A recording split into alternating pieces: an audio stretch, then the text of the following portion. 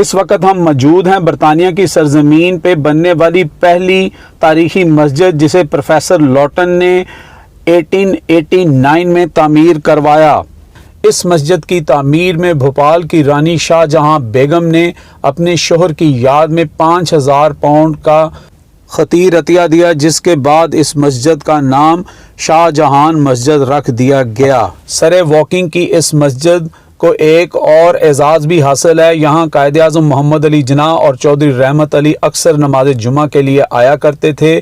مسجد کے عقب میں واقع ایک اور بلڈنگ میں ایک کانفرنس روم تھا، جہاں کہا جاتا ہے کہ پہلی دفعہ دو قومی نظریے کی بنیاد ڈلی، جہاں پر پاکستان کے نام پر غور کیا گیا اور ناؤ اور نیور کا لیفلٹ پہلی دفعہ یہاں پر ہی بانٹا گیا، جس کے چند سال بعد ہی پاکستان حقیقت میں تبدیل ہو گیا۔ السلام علیکم، میرا نام افضل صادق ہے۔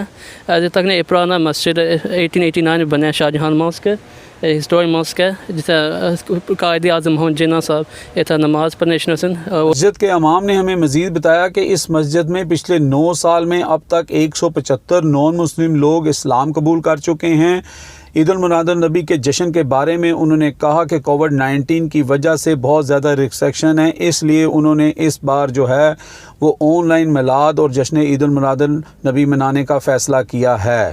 ناظرین، مسجد شاہ جہان کو برطانیہ کی گورنمنٹ نے قومی ورثے کا درجہ دے دیا ہے۔ کلاس 1 بلڈنگ میں یہ آبادی ہے، جیسے بکنگم پیلس اور پارلیمنٹ ہاؤس کو تبدیل نہیں کیا جا سکتا، اسی طرح مسجد شاہ جہان میں بھی کسی قسم کی کوئی تبدیلی نہیں کی جا سکتی۔ امجد چودھری، چینل 5، لندن۔